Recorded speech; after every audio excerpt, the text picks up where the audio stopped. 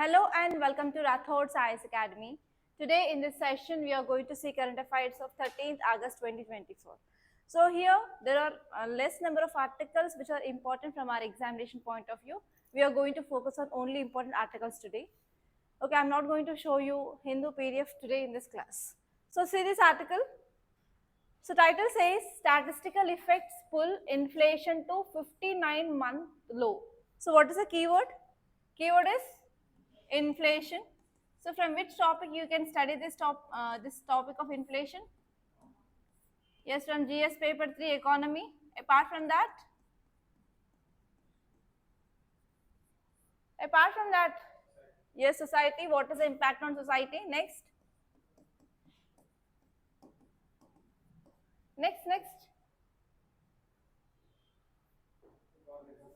Yeah, governance. So in governance, you will be seeing about fiscal policy, taxation, public spending. Okay, all these things comes under your governance. Next. So already you know the basics of inflation, right? So what is the meaning of inflation? Yes, rising of price of goods and service in market. Inflation, what happens? There is increase of prices of goods and service in market is called as inflation. So whenever you are writing definition of inflation, try to write authenticated information or definition which is given by IMF. I will going to show that definition and please make a note of that definition so that whenever you are writing an answer, for sure you will be getting inflation related questions in your mains. And even in 2022, there was 22 prelims questions based on just the static syllabus of your inflation. So that there is a high chance of getting your question because every month this inflation will be in news. Okay, so this article is saying that inflation in India's consumer price is nothing but retail price. So India's consumer prices cooled dramatically from 5.1% to now it decreased to 3.54%. So what is the limit that we have to maintain? 4 plus or minus 2. That means 2 to 6%. Now if you see after a very long time from since 2019, that is COVID-19 pandemic onwards, so we are seeing that inflation within the limits of 2 to 6%. So here this article is saying about the definition of IMF, okay, which is given regarding inflation. So according to IMF, inflation is the rate of increase in the prices over a given period encompassing a broad measure of overall price increase or a specific goods and services. So IMF is saying that there is increasing of price of goods and services. It may be when we are taking like overall price increase or for a specific good or specific service. Okay, so that is the definition given by IMF. And what does this inflation reflects? Inflation reflects the rising cost of living and how much more expensive set of goods or services has become over a specific period of time. For example, earlier we used to get 10 apples for 100 rupees. But now if you go to market, they are giving only 4 apples. But if you want to get the 10 apples, so how much amount of extra amount that you have to spend? So that is nothing but this inflation. Clear? Okay, next important article here is IIT Madras retains top spot in NIRF ranking for 6th consecutive year. So consecutive means every year.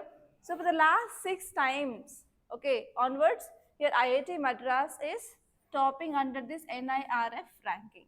So here you have to know which are the top institutes in India. So first place is IIT Madras, next one is IISc Bangalore, next one is IIT Bombay, next is IIT Delhi, IIT Kanpur, next one is IIT Kharagpur, AIIMS, IIT Roorkee, and next one is Guwahati and JNU. So these are the top 10 overall higher education institutes performing well in India. So if someone asks like which IIT is good, then you have to give this according to NIRF ranking. So IIT Madras is top 1 from last 6 years onwards. You have to give this because people will be asking your opinion based on education because you are preparing for one of the most competitive examination in India, right? Okay, so here you have to focus on what is this NIRF ranking. You have to know what is this NIRF ranking. And if you're preparing for other competitive examinations like groups or SSC RRB, so you will be getting the list of this top most 10 universities in our country. So in that also you will be getting the question. And next you have to understand on what basis, on what criteria this NIRF is giving ranking, on what basis. So on what basis also you can get question in your prelims. So here, whenever we are talking about the universities, you have to know about higher education in India and what are the challenges of this higher education. So tell me, what are the higher education challenges in India? So in education we have preschool, that is next one is below 5th to 10th, intermediate, degree, post graduation, etc. So we will be dividing it into school education, next one is SSC, intermediate, and next one is higher education. So actually after intermediate that will comes under your higher education like degree, PG, post graduation, PhD, everything. So now tell me what are the challenges we are facing. And the one more problem here is very less number of institutes in India, they are ranking top. Why? What are the reasons? So tell me what are the challenges in our higher education? Yeah, fee structure. What is that fee structure? Okay. So here we have less teacher to student ratio, and these teachers they don't have proper training and proper skill. And next one is there is no proper infrastructure, outdated education or outdated technology, and there is no proper lab facilities. So all these things are the problems in our higher education. So because of this, there are very less number of institutions or universities they are ranking top in our country. So here this article is saying that IIT Madras has secured top position in NIRF rankings for 6 consecutive years, and it is maintaining its lead in engineering for from 9 years onwards. So this IIT Madras is top in providing engineering education. So how many of you from IITs or NITs here? No one? Okay. So who announced this ranking? By Education Minister. You have to remember this. So Education Minister is announced this ranking. And if you see the details, it says that now we can understand that IIT Madras is dominant in this ranking. So this is showing that it is maintaining its academic reputation, and even why it is getting top from last 6 years, because of quality of education it is providing. And even we can understand they are following effective teaching methodologies, and even this is an institute which is focusing on research and development. So because of all these things, they are getting good rank. So whenever you're getting question like, so how can we increase efficiency of higher education means, so these points you have to focus on. Like every institution should maintain its own academic reputation, they have to provide quality of education, and they have to focus on innovative teaching methodologies and also proper research initiatives, so that we can improve the efficiency of higher education in India. So what are the points that we are seeing, why this is getting this reputation? Okay, we can use that in the problems or the way forward. And this one is even here IIT Madras is also top for 9th consecutive year even in this engineering, because it is focusing on commitment to innovation. Yeah. It's already? Yeah, it's gave into this newspaper. I will talk to you later on because I am running out of time. Okay. So here in this engineering excellence, so engineering, especially this IIT Madras, which is top from last 9 years onwards, so because it is focusing on aspirations of engineers and they are focusing on commitment to innovation. Other institutes, they are not focusing on innovation. So because of that, they are not getting that much ranks. And next one here is in science, IISc Bangalore is top because it is focusing on advanced scientific research, and even it is focusing on improving of quality of education in India. And that's it. And even regarding healthcare, yes, AIIMS is topping because it is focusing on shaping of healthcare professionals in India, and it is also contributing a lot for our country's health sector. Okay, so here if you see some facts regarding this NIRF, It is a methodology, and under this methodology, we are going for ranking of institutions across the countries based on the various parameters. And this is approved by Ministry of Education. It is very, very important point. And from when we came up with this NIRF rankings is from 2015. And this is also one important prelims based fact. They may say that it had been reduced in 2023 or 2020 or 2015 or 2020. So like that you will be getting questions and you will be confused there. So you have to be clarified, or you should be very clear with this even rankings when we came up. And next one here is, it is one of the effort made by the government to rank higher education institutions. So whenever you are writing about the problems of higher education, so even in yesterday's class I gave you introduction of essay regarding education itself. So there, whenever you're talking about the challenges of higher education, in that you will be writing about the steps taken by government, obviously. So it is a first ever step taken by the government to rank higher education, so that government is trying at least to improve the quality of higher education in India. So there you can use this as an example or a case study, and you can give example of IIT Madras. Okay, so in that way, whatever the current affairs you are getting, you can use in your answer writing or essays. Okay, so what are the parameters? There are 5 important parameters you have to see. So first one is teaching and learning resources. For example, what is a student strength in a class? And this one is faculty to student ratio. So they have to maintain 25. Okay, for every 25 students, one faculty. And this one is faculty who had this PhD certificate. And next one is they will be focusing on financial resources and utilization of resources, whether they are providing online education if they are missing the classes or not. So it is a first important criteria they are taking into care of. And next one is research and professional practice, like how many publications they are doing, not the institutions, but students, how many publications they are doing. And next one is patents, how many they are having, and how many research projects they are doing. So based on that, this is the second criteria. And next one is what is the outcome of graduation, like how many students who are studying in that so-and-so institute got placed in the companies. And next one is how many examinations you are conducting, rather than the academics, like improving of their self-assessment, like that there will be there no. And whatever the median salary for the students, how many PhD students are joined there. So based on this is the third criteria. And next one is outreach and inclusivity, like whether they are taking the students of that own region, that region or not, whether they are taking the students from all over the country. And next one is women diversity, whether women are joining here or not. For example, in higher education, one important problem here is there is very less enrollment of women. So we'll be saying women diversity also. And even economically and socially challenged students are also part of there or not. Even physically challenged students. Okay, so this is the fourth criteria.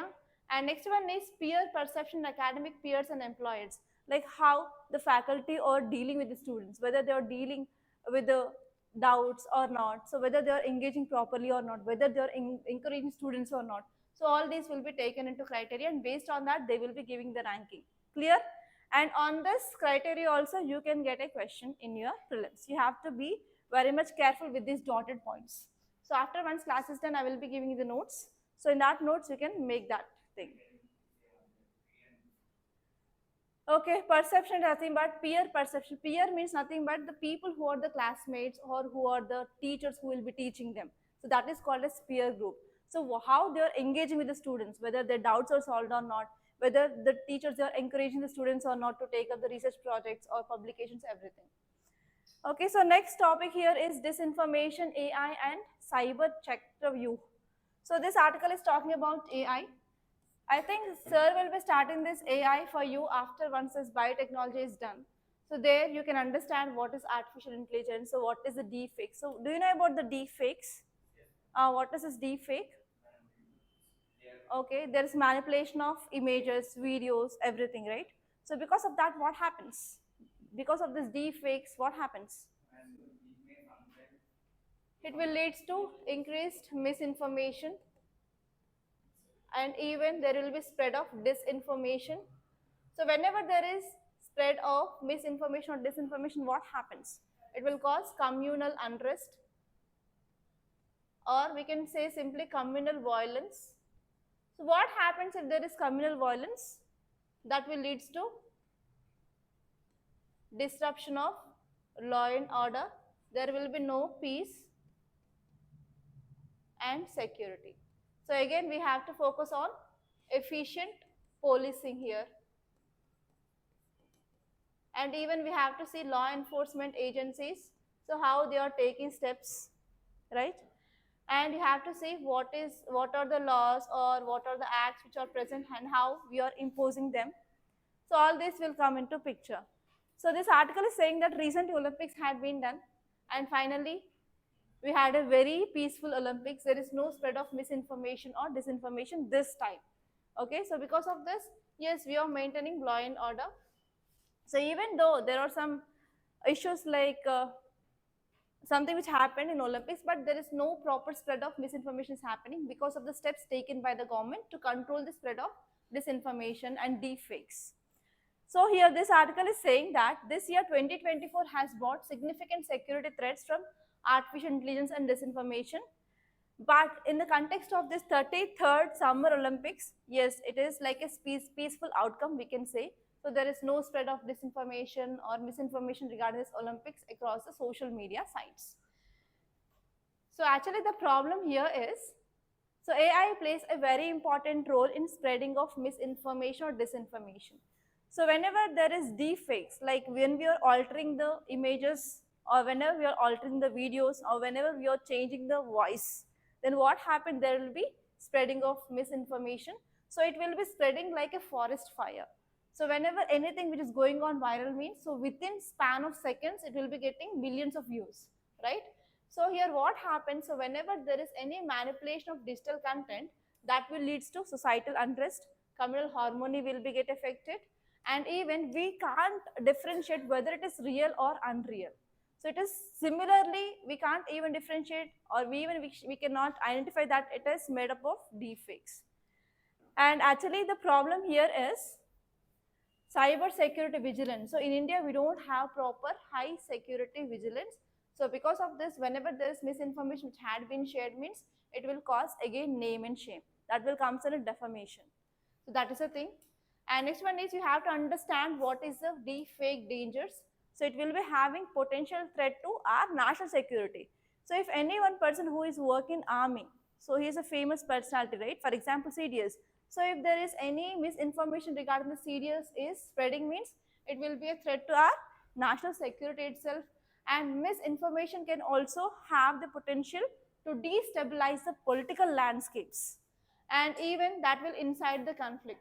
So because of this, we need to use science and technology so that we can take some urgent measures to control this spreading of deep fakes. Okay, and even do you know about this WannaCry? WannaCry. WannaCry, it is one of the ransomware, so which had been attacked lot of companies. So that what happened? The disruption had happened. And even recently for this Microsoft also, there was some ransomware attack. So because of that, what happened? Entire countries or entire world's economy had been stalled for 2 to 3 days. Okay. So here, because of this, we have to learn from whatever the mistakes that we already done. And we have to get the lessons. And from that, we have to get some solution so that we have to prevent that type of incidents in the near future. So that is the thing which mainly said. And say this article, more and better, states must develop capacity to conduct testing and sequencing of virus. So this article is talking about Zika virus. So what is this Zika virus? Huh? Zika virus. Huh? Okay, caused by mosquito. It is a mosquito-borne disease. So what are the complications in the Zika virus infection? So especially in pregnant women, head will be very small, microcephaly. Apart from that, other impacts will be, I said in one Sunday's class that even instantly, if the child is not getting microcephaly in future for 2 years, so there will be impact on T cell, that is immune system of children. Do you recall? Yes. And apart from that, there is one more syndrome, that is Guillain-Barré syndrome, which is a neuromuscular disorder in the child. So these are the 3 impacts because of this Zika virus infection. So where will we studying this topic? In science and technology. in diseases chapter, you will be reading this. And whenever you are getting any disease in news, it will be very important for your examination. You can get mains question as well as you can get prelims question. Okay, now let us see what this article is talking about. So this article is saying that there is increasing of cases of Zika virus, especially in Pune. So where is this Pune? In which state? Okay, very good, Maharashtra. So in Maharashtra, there is rapid increase of these cases are happening, especially the vulnerable people for the Zika virus is obviously pregnant women. Okay, so we need proper continuous monitoring and we need to have a proper rapid response to the emerging infectious diseases now. So if you see the health risk here, as I said, there will be microcephaly. That means the head will be very small size. And so one is there are some neurological impairments that is called as Guillain-Barré syndrome. And not only that, there will be long-term public health implications of viral infection, like so it will be having impact on the immune system for next 2 years on that child. And here this article is saying that the problem here is we are having delays in testing. So after once a pregnant woman is getting this Zika virus infection, so the testing is going on very delayed. So because of that, what happened, there is increased risk. Okay, and even they can exacerbate the outbreaks. So whenever there is no proper testing, whenever there is no proper diagnosis, what happened? So that problem will be yes, that will lead to further more increase of cases. So that is the thing which is happening in this Pune. And actually this article is saying that, so recently Nipah virus cases happened in which state? Kerala. So in that time here, government of Kerala took very efficient steps and they controlled Nipah virus outbreaks. Like they went for containments, they went for again tracing of people who came up with the contact of that so-and-so patient, and even district collector had been took lot of steps and we saw them, right? Yes or no? So in the same way, we have to take the success strategies in other states of our country where they properly mitigated the spread of the disease and we can implement them, okay, in the states where they are having this type of other problems. And next one is we need to properly focus on the testing. Like if the testing process is very difficult, so people will not be coming forward to go for test. So we have to simplify this testing process. So that can be done through research and development. And next one here is even we have to make the awareness, especially for the pregnant women. So normally who are the vulnerable? So if this Zika virus is coming to me or you, it will be not causing that much harm. But if it is causing this Zika virus infection to pregnant women, it is causing harm on her baby. That means today's children are tomorrow's citizens, right? So here, whenever any woman, she wants to go for planning of a pregnancy, she need to aware about what might be the complications if she is getting Zika virus, okay? And you have to see increasing of state capacity is also very, very important so that we can go for proper testing and as well as proper sequencing of virus, so that whenever we are having this type of disease, there will be proper public health intervention so that we can efficiently combat this future outbreaks. So here you have to see some facts regarding the Zika virus. It is a mosquito-borne flavivirus and it is caused by bite of Aedes aegypti mosquito. Can you tell me some names of mosquitoes which causes other diseases? Female Anopheles, Culex, and next one is Aedes aegypti. So these three are very important mosquito names you have to remember. And which disease it is causing. Already I gave the question for you students regarding which mosquito causes which type of disease. And next one is, so this virus can be easily transmitted from mother to fetus during pregnancy, and actually through sexual contact and through transfusion of blood and blood products also, this virus can be transmitted from one person to another person. So this mode of transmission is also very important. And this virus is having only RNA, so it is not having any DNA. So in genetic material, so we will be having two types, RNA and DNA. So what is the difference between RNA and DNA? RNA is ribonucleic acid and DNA is deoxyribonucleic acid. So the change here will be base pairs, ATCG. Do you know, right? What is that ATCG? Adenine, thymine, guanine and uracil. I think sir will be starting these base pairs today. Okay, he said that he will be starting from basics. Okay, so he will be showing you what is RNA and what is DNA, and he will be saying you the difference between RNA and DNA. So as for now, so you have to remember this Zika virus is having only RNA, it is not having any DNA. So as I said, there are two important syndromes related to this Zika virus. So first one is Guillain-Barré syndrome. It is an autoimmune disorder. So what is the meaning of autoimmune disorder? Auto means self. Immune means our immune system will be acting against our body. It is called as autoimmune disorder. Okay. So our immune system, when it will be getting activated, whenever any foreign particle enter into our body will be determining this is not our body part or body related thing. So we have to fight against. It is a different system. Immune system is a different system which will be protecting ours from the insects. For example, why you are getting fever? So if any foreign particle enter into your body, so your immune system will be getting activated and it will try to kill them, so that there will be raising of temperature. So you know that at a high temperature, so the microorganisms will not thrive, right? So if you are getting fever means you will be thinking that yes, something had entered into our body, so my immune system is getting activated. But what you do, rather than allowing your immune system to kill that so and so organism, you will be taking paracetamol.